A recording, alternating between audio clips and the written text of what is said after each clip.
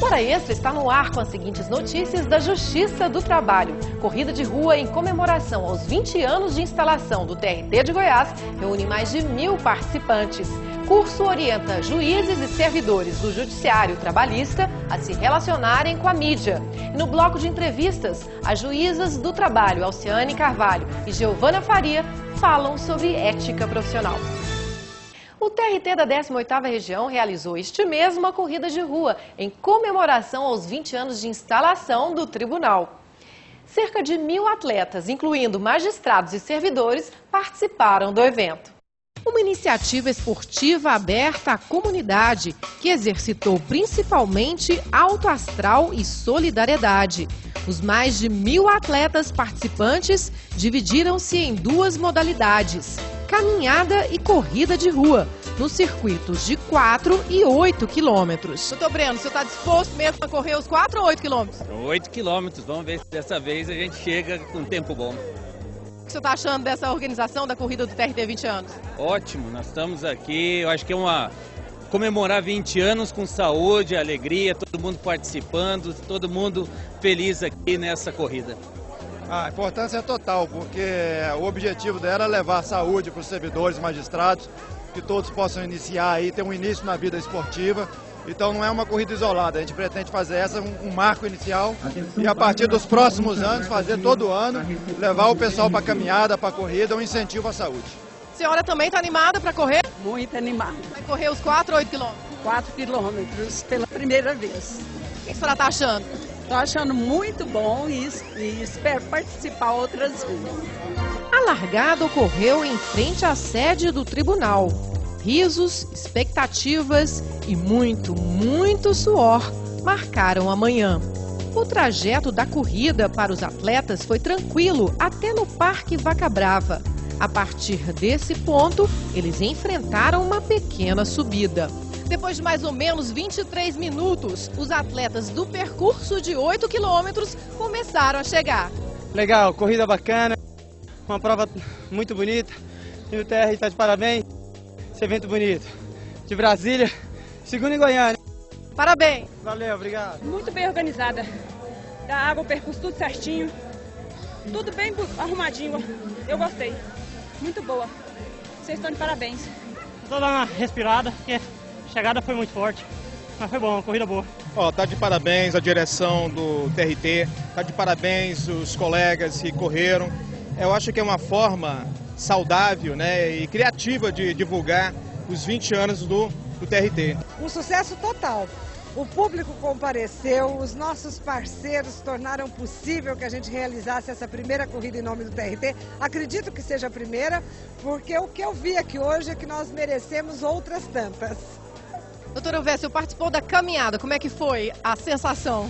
Foi muito bom ter participado dessa caminhada, achei que foi excelente, uma forma muito sadia, muito inteligente e de uma forma criativa da comemoração dos 20 anos do TRT. O TRT, nesses 20 anos, que tem prestado um serviço de excelência, um serviço social relevante, buscando a paz social entre o capital e o trabalho. E nada melhor do que fazer essa comemoração tendo como cunho principal a saúde. Wanda Chagas, como é que foi ganhar o primeiro lugar dos 4 quilômetros? Olha, é uma prova assim rápida, né? É uma experiência boa, porque vencer 21 quilômetros e depois vencer 4 quilômetros, bom, os 21 é mais lento, os 4 é mais rápido. E foi um tempo excelente, 3 e pouquinho por quilômetro, foi um tempo excelente. Para mim é muito importante. Depois do esforço da corrida, agora é o momento para descontrair. E os atletas estão aqui, relaxando, tomando um lanche e ouvindo boa música. No Espaço Zen, os atletas também relaxaram com sessões de massagem e alongamento. Foram distribuídos R$6.000 em prêmios aos vencedores.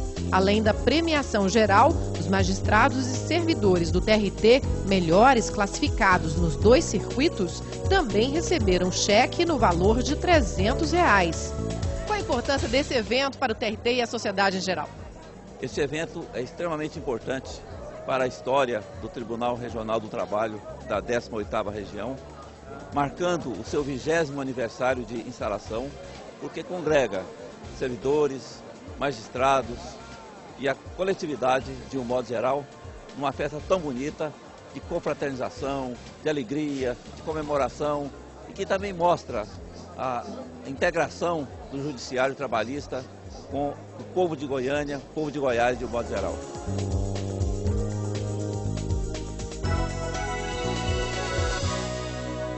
Magistrados recebem orientações sobre como dar entrevistas para a imprensa e conhecem mais sobre a linguagem jornalística. Cada dia, os magistrados têm sido mais procurados pela imprensa para a divulgação dos atos do Poder Judiciário. Porém, lidar com a mídia não é tarefa fácil. O Poder Judiciário e a imprensa é uma relação difícil? Eu creio que ainda é uma relação difícil. O juiz, em geral, não está acostumado a dar entrevista, a enfrentar câmera, a enfrentar microfone, porque é uma coisa que não faz parte do dia a dia dele. Então, sempre que há necessidade de dar uma entrevista, de dar o seu recado para a população, ele enfrenta uma certa dificuldade, principalmente também por causa da linguagem. Pensando nisso, os jornalistas José Vieira Neto e Rosa Aguiar, ambos da Assessoria de Comunicação do TRT da Paraíba, estiveram em Goiânia para instruir juízes e diretores do Judiciário Trabalhista da 18ª Região a se relacionar com os diferentes meios de comunicação. Denominado Media Training, o curso ensina como dar entrevistas, se portar diante das câmeras e entender a linguagem jornalística. Vieira, o que é Media Training? Olha, Media Training nada mais é do que a preparação do gestor, no nosso caso aqui, do magistrado também, para lidar com a mídia. Temos que estar preparados para dar satisfação, para mostrar à população, à sociedade, à comunidade que nós estamos trabalhando e buscando trabalhar muito bem. A linguagem jurídica é uma linguagem muito específica dos magistrados, é uma linguagem utilizada por eles ao longo dos anos, que inclui até o latim e pouco acessível para a população comum, para o povo. A linguagem jornalística é uma linguagem com algumas regras, onde todas as categorias se abstraem da sua linguagem específica para encontrar uma linguagem única que todos entendam, que é a linguagem utilizada pelos jornais, com algumas mudanças de regras. Magistrados e servidores participaram ativamente do curso e puderam saber mais sobre como se relacionar de forma correta com a imprensa. A imprensa e a justiça, o magistrado, têm percebido que o problema inicialmente era uma questão de terminologia. E, com o passar dos anos, o próprio juiz tem tido esse cuidado de dirigir aos interlocutores, que é a sociedade brasileira do qual ele presta contas do seu dia a dia. Nesse caso, esse curso aqui hoje, o Media Training, está sendo útil para vocês? Eu achei excelente. É um curso muito necessário, principalmente para nós juízes, porque lidamos com uma área que não estamos acostumados, com microfone, câmeras, dar entrevistas. Aqui vão algumas dicas de como se portar durante uma entrevista para a televisão. Não fixar o olhar apenas no repórter, mas olhar também para a câmera. Afinal, a conversa é com o telespectador. Ser objetivo na resposta, dar o recado em poucas palavras e usar palavras fáceis, evitando termos técnicos. Falar com calma. Não portar nenhum objeto que chame mais atenção do que a mensagem, como brincos muito grandes ou roupas coloridas. Evitar o off, que é aquela conversa fora da entrevista. Em muitos casos, o off acaba entrando na matéria mesmo sem a autorização do entrevistado.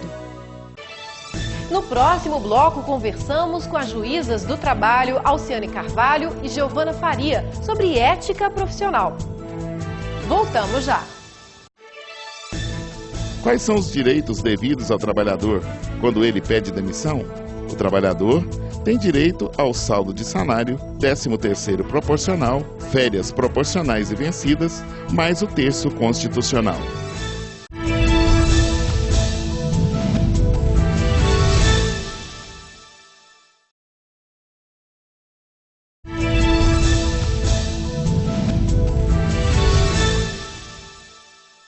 sociedade exige dos magistrados uma conduta exemplarmente ética.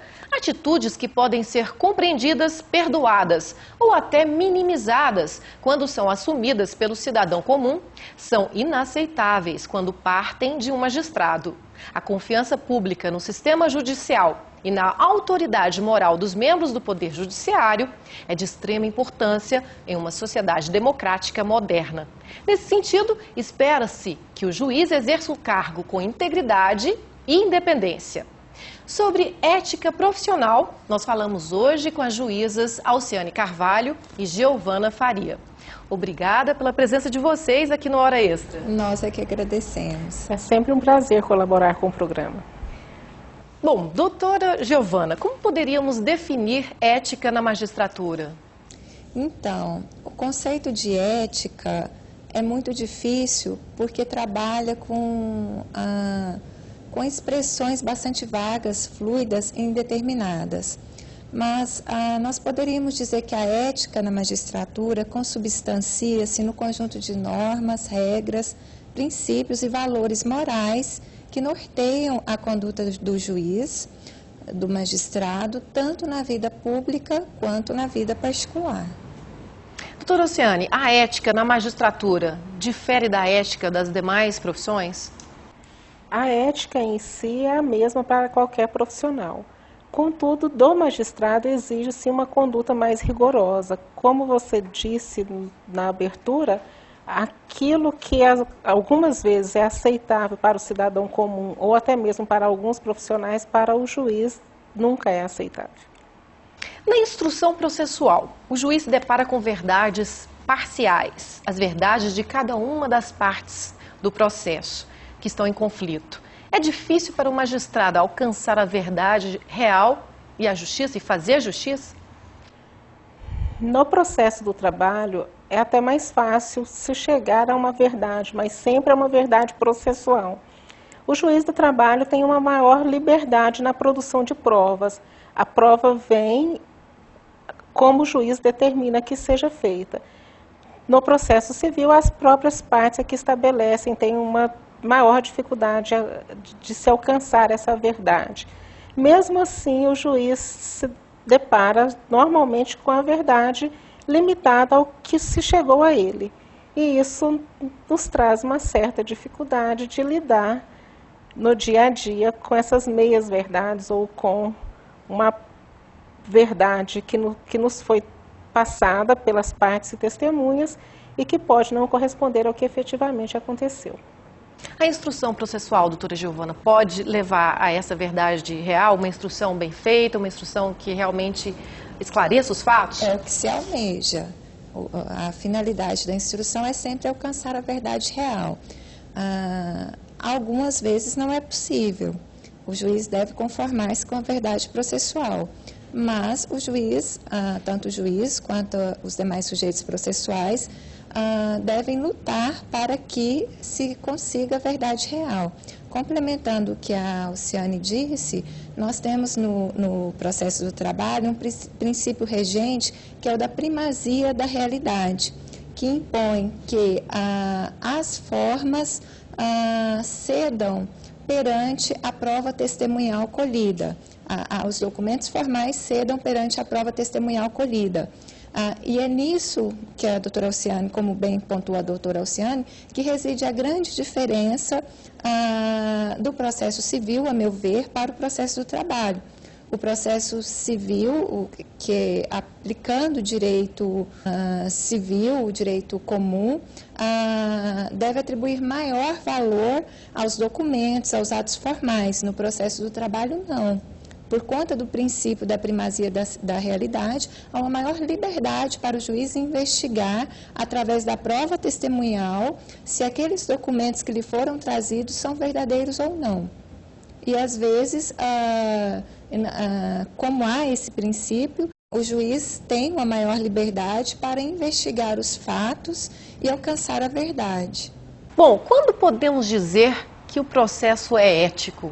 O processo em si é sempre ético. O que pode não ser ético é o que as partes trazem ao processo. O processo como instrumento para se alcançar a verdade e se aplicar ao direito sempre será ético.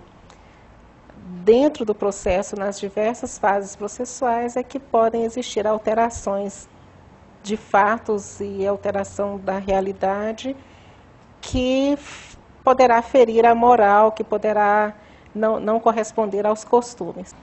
E na opinião da senhora doutora Giovana, quando podemos dizer que o processo é ético? Então, a meu ver, o processo ético é aquele em que os atores processuais atuam com lealdade e boa-fé, observando os princípios deontológicos previstos legalmente e constitucionalmente. Quando digo atores processuais, aí eu me refiro tanto ao juiz, quanto às partes, advogados, Ministério Público, peritos, todos aqueles que intervêm no processo, o fazem de forma ética, de forma leal e com boa-fé. Como combater, doutora Alciane, a litigância de má-fé e incentivar a boa-fé processual? Bem, eu entendo que essa atuação ética, como ela vem de moral e costumes, ela decorre do que normalmente acontece na sociedade. Quando vivemos em uma sociedade em que se toleram algumas práticas que na verdade não são tão éticas, elas acabam vindo também para o processo. E nós deparamos com essas atuações. O Código de Processo dá ao juiz a forma de combater isso, que é a única forma que temos hoje disponível, que é a aplicação de multas. A multa é, às vezes, singela, dependendo do processo, outras vezes não. É 1% do valor da causa, acrescida de ressarcimento de despesas. Nós temos uma certa dificuldade desse ressarcimento de despesas, porque a única despesa certa é a da contratação do advogado. Essa seria em 20% do valor da causa. As despesas materiais, normalmente, elas não são trazidas. A gente sabe que a parte teve outras despesas com o processo e com os atos protelatórios praticados no curso do processo, mas nós não temos como arbitrá-la. Então, eu acho que o instrumento que o juiz tem seria somente aquele processualmente devido. Nós não temos mais o que fazer. A ética do magistrado difere da ética do advogado? Como é que é essa inter-relação entre as partes e com os profissionais de direito? Mas essa pergunta nós vamos responder no próximo bloco. Vamos para um rápido intervalo e voltamos já.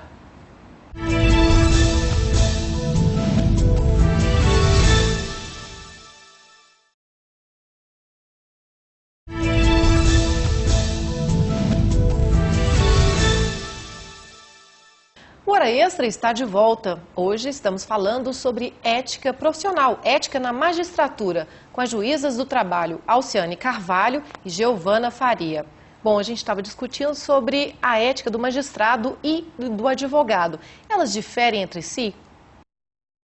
Se considerarmos em termos axiológicos, nos valores que norteiam a atuação dos sujeitos no processo, não.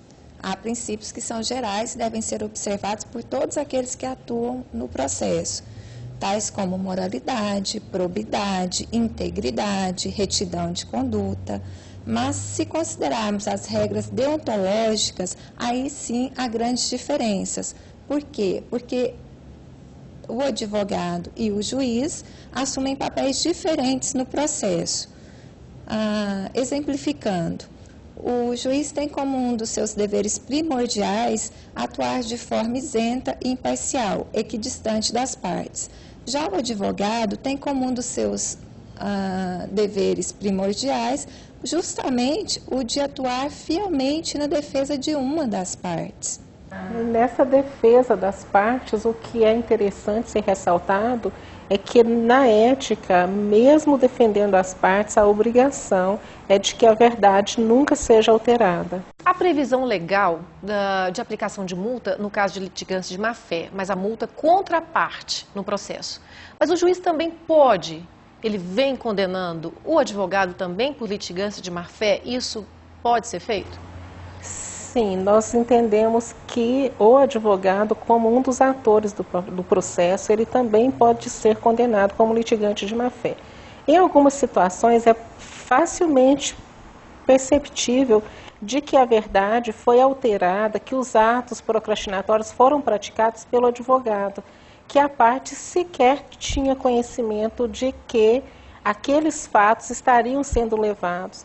Algumas vezes nós deparamos com trabalhadores ou empregadores em audiência que, em depoimento pessoal, eles ficam surpresos com as perguntas feitas pelo juiz. Eles não sabem do que se trata e algumas vezes a gente percebe que aquela atuação não partiu dele, veio do advogado. E o artigo 16 do Código de Processo Civil, ele não fala que aplica-se à parte aquelas obrigações. Ele não estabelece que as multas serão pagas pelas partes. Existe controvérsia quanto à forma de aplicação dessa penalidade. O Código de Ética do advogado estabelece que seria em ação própria, mas essa regra foi modificada e hoje nos tribunais o que está ocorrendo é a condenação somente do advogado ou, na maior parte, do advogado solidariamente à parte, uma vez que esse profissional teria a obrigação de orientar a parte quanto à forma de atuação no Poder Judiciário. Bom, voltando à ética na magistratura, como juiz, doutora Giovana, deve atuar em sua vida pública de acordo com o Código de Ética?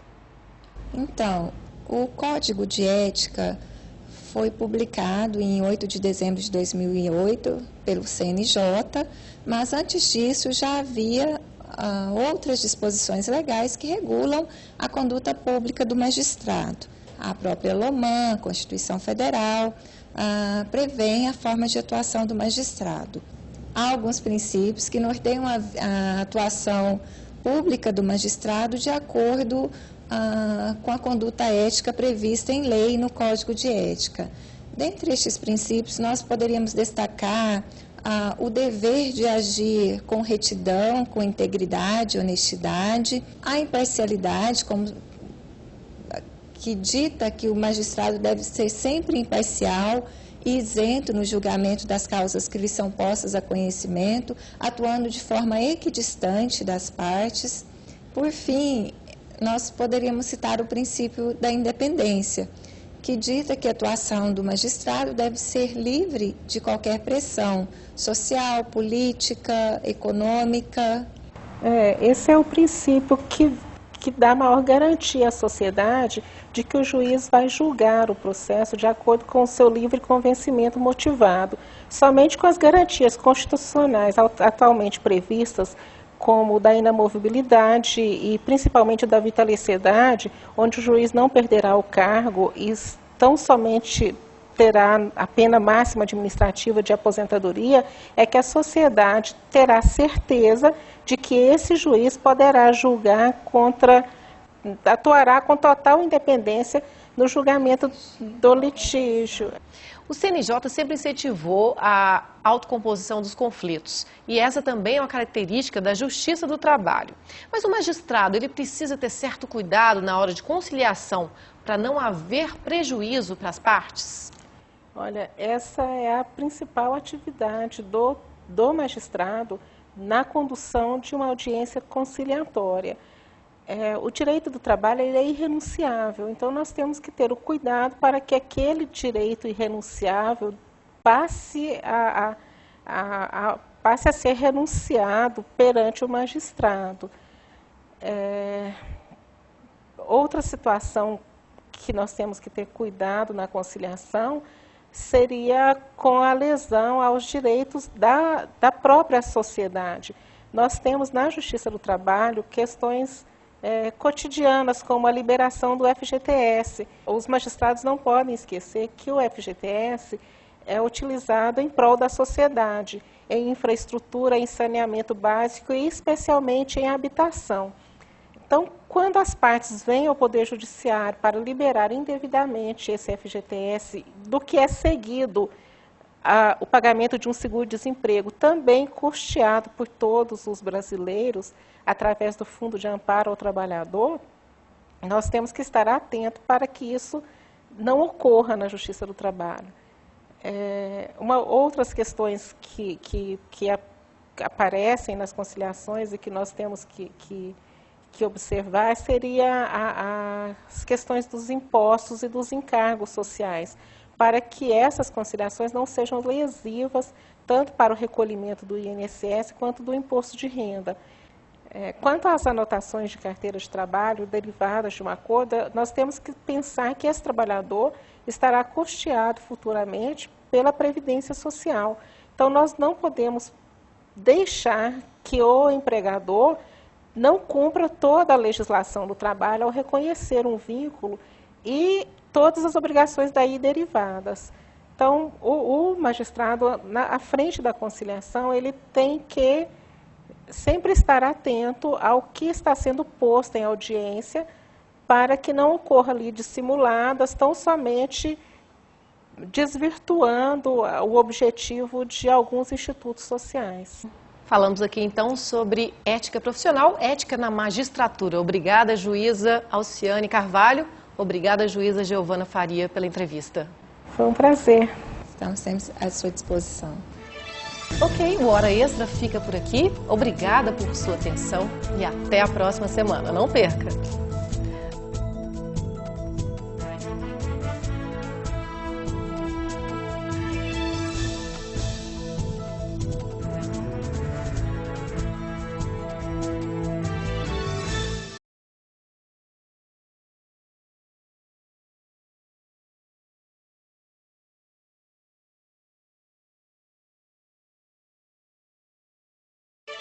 O Hora Extra desta semana apresenta os seguintes destaques. Corrida de rua em comemoração aos 20 anos de instalação do TRT de Goiás reúne mais de 1000 participantes. Curso orienta juízes e servidores do Judiciário Trabalhista a se relacionarem com a mídia. E no quadro de entrevistas, as juízas do trabalho, Alciane Carvalho e Giovana Faria, falam sobre ética profissional. Aguardamos você!